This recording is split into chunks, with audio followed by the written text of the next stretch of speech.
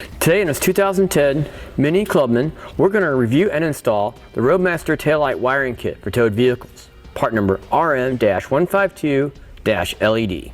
Let's go ahead and cover what comes with this part number. First off, we've got our lights right here.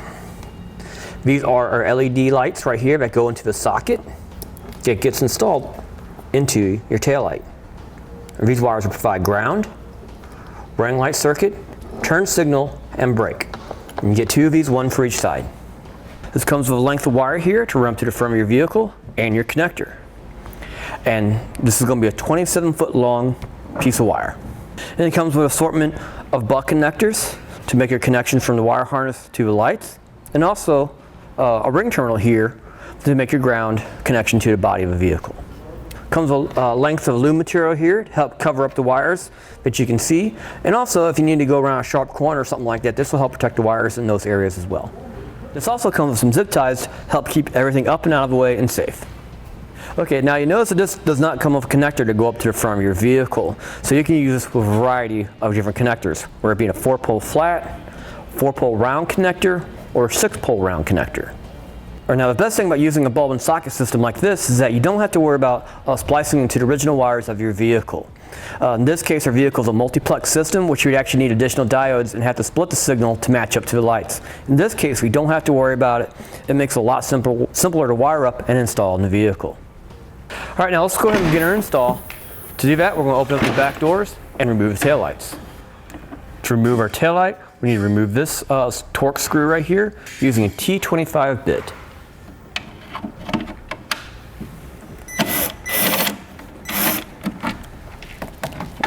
Pull back on the assembly and top comes out, and there's two tabs on the bottom you can just pull out with that.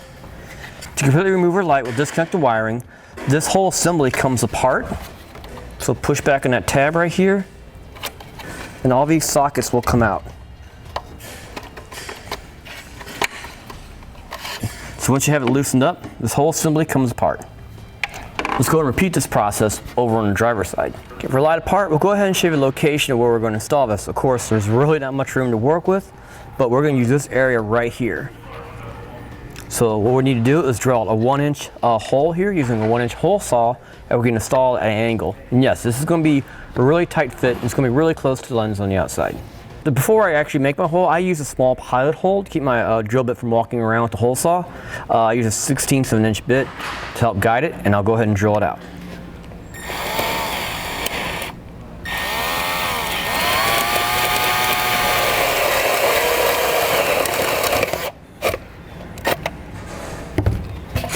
Okay, we'll take some time to clean out all the debris. Make sure we get all out of the lens. Now we need to get these tabs ready to go into the lens so it'll fit tight. And all we gotta do is just take a screwdriver and just pull them up just a little bit. You may have to do this a couple times till you get the fit that you like, and that when you push it in, it snaps into place. This is a bit of an odd angle, so it'll take a little patience. Once you get it set the way you want it, we'll go ahead and add some silicone to it and help seal it up.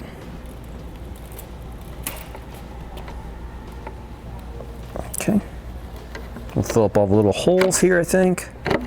We should be good to go. We'll go ahead and let the silicone set up for now, and we'll go ahead and repeat the same process over on the other taillight. Make things easy to work with. I'm going to disconnect this assembly from the wires, push down this tab right here, and the whole assembly comes off. All right, now what I'm going to do is I'm going to take my wires, I'm going to run it out the bottom. We're going to start here and work our way over to the driver's side. So I'm actually going to hide my wire behind the hinge here, and then it's going to go down to this opening right here, eventually out the bottom. Now, let's bend this up just a little bit to get easy access to it. We can always push it back when we're done. We'll pull out all our slack. Now to run our wires to the inside, I want to pop this grommet loose right here. Make it a little bit easier to work with, just a little bit. Okay, I'm gonna put a slit in here using a razor knife. Make sure we don't cut the wires. Then we'll run our wire through it and then to the inside.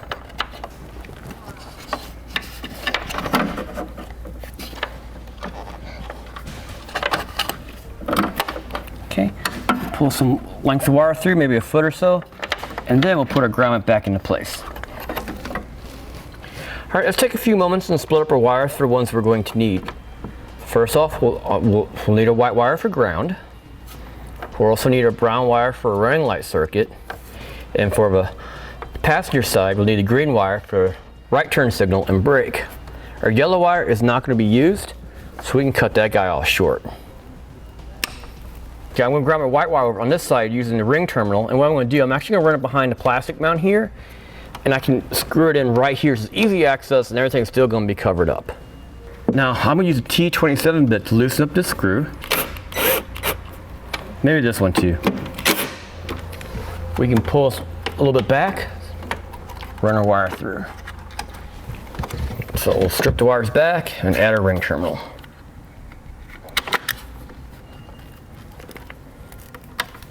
I'll be using a small self-tapping screw. It doesn't come with the kit. It'll be a number 8 size with a 1/4 inch hex bit. I'll make a mark first, and I'll move it out of the way. Then I'll drill it out and then add my wire back to it.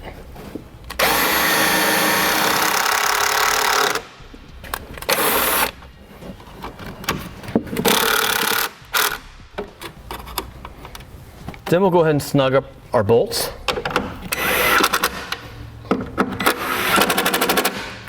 Let's go ahead and connect our wires up from our light. I actually pulled back a little bit of length here, about a foot, an extra foot, just so we can lay our light down here and work with it a little bit easier. So I'm going to start with my ground wire here, which will be going from black to white. So I'm going to cut it in half. I'll strip the wires back on each side, and I'm going to use one of the large yellow buck connectors. We're going to take these two, twist them together, and add our yellow buck connector. Then the other half of our wire here, we'll go ahead and put on the other side of our buck connector. And we'll go ahead and crimp it down. Okay, so now we'll go ahead and cut our wires to length, match up for our other two connections. This way we have plenty of extra wire left over when we have to do maintenance to the taillight for like replacing light bulbs or something like that. So we'll take our blue butt connector and we'll attach it to our brown wire. Okay, and then we'll attach brown to brown, and that'll be for our running light circuit. Okay, and our last two remaining colors will be green and red. For now, we go ahead and reinstall this assembly here. Back into our taillight, we'll plug in the wire harness and put everything back together on our passenger side. Now when we set everything together, our wires will sit up against this pad here. It'll be okay. We'll line up the tabs at the bottom and put our wires in. If I can steer them in the right direction. Okay, and now we'll go ahead and reinstall the screw. And we're finished with this side. I'm gonna go ahead and run my wire across up, and I'm gonna take this loop right here that I made, and we'll run it through the grommet here, and basically we'll make our same connections with a couple little bit of different details. Now when we ran our wire behind the bumper here, we just basically stayed above the heat shield and took up the slack, and then we zip tied it to the factory wire harness where we could, going all the way across, and then went back over the heat shield and back down here. Now to help pull my wire back up, I'm going to use what's called a pull wire. In this case, this is just an old piece of airline tubing we have in the shop. But this could be any piece of material like a wire that you can keep straight and just work its way down until you get down to the bottom, and we'll use this to pull our wire back up.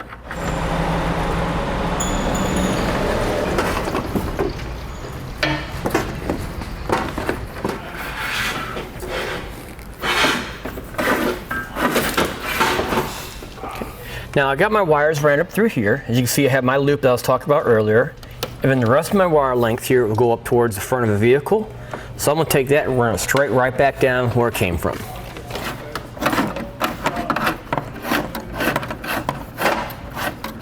Now you notice I left a nice big loop here so I can make our connections with our light laying here. It makes it a lot easier to work with. Once again, we'll go ahead and split up our wires.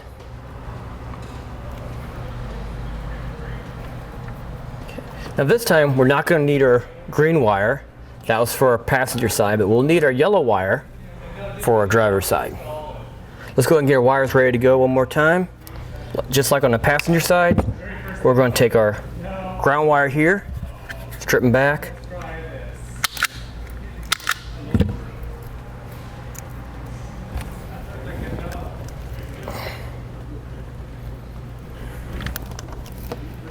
Okay. And now what's going to be a little bit different is that we're going to do the same thing on our brown wire here for running lights. So that can go from this turn signal over to the other turn signal as well. So we'll go cut it in half, do the same thing, just like this one.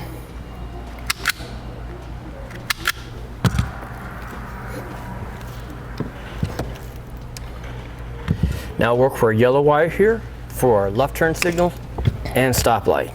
Now at this point, you want to make sure what half of the wire goes up towards the front of the vehicle. So double check yourself and make sure you connect up to the right side, because we won't need the other half.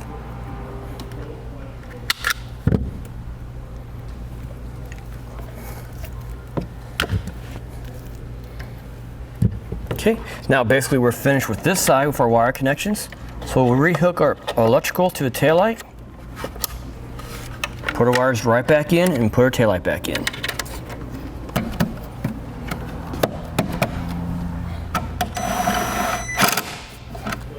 Okay, all right, next I'm going to take my wire harness here and run towards the front, back up to our bracket that tows the vehicle behind the RV. All right, now I'll go ahead and show you how I ran my wire. First off, I just basically went over the heat shield and used that to help me hold it in place. And then I actually used a loom clamp to help keep it above the moving components right here. This is part number A0500. And I used another self-tapping screw to attach to the sheet metal right here. And this was a number 10 size screw that used a 5/16 nut driver. Basically I continued on and went to the opening where the parking brake goes through this frame member here. And then the heat shield goes all the way up, so I used it to my advantage. I actually drilled a hole here and zip tied it, go all the way around the gas tank, a couple places here. And if you'd like, drill 2 holes, put your zip tie around it that way as well. Then I can just go ahead and push this all back up when I'm done. Also make things easier to thread through here, I loosened up this bracket here. All I needed was a 10mm socket to remove 3 bolts. And basically I just continue the same pattern on a heat shield going all the way up to right here. Now over heat shield right here, I ran over this support and I was going to run up to the front here. I used my pull wire trip one more time to pull this up. So make sure you pull up all our slack. And eventually we're going to run it right back down to this opening in the front of our Mini. So I'm going to leave my pull wire in place. It might be a little bit easier to thread my wires to where I want to. A nice little opening right here behind the grill. So I'll go ahead and use that, pull it on through.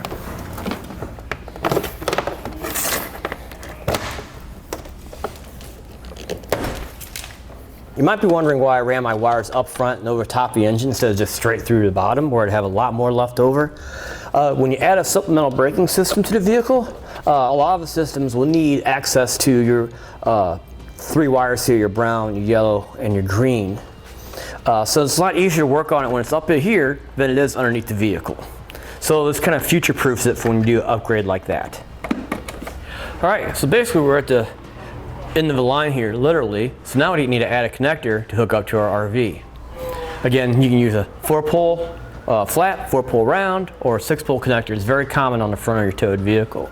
In this case, our customer wants to stay simple with 4-pole flat. So we'll be using part number 20250 from Taillight. This will be very simple color to color matchup, and it comes with some heat shrink bunk connectors. So since this is sitting outside in the elements, compared to all our other connections that were pretty much inside the vehicle and protected, these heat shrink butt connectors will work great in this application. Same as before, let's go ahead and strip our wires back and add our butt connectors.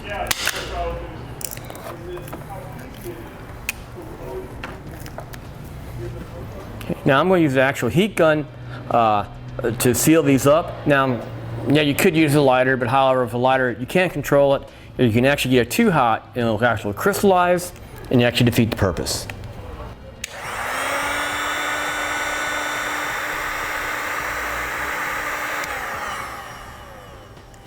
Now, I'll go ahead and use some of my loom material here to help hide the color of our wires and our connections. Most of this will be inside the vehicle.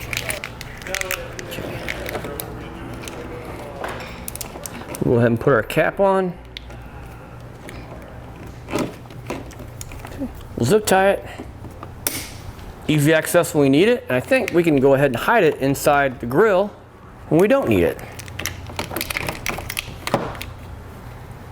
All right, let's go ahead and try it out. First, we'll go ahead and try our tail lights. Here's our left turn signal and our right turn signal. Now we know our brake signals is good because it uses the same circuit.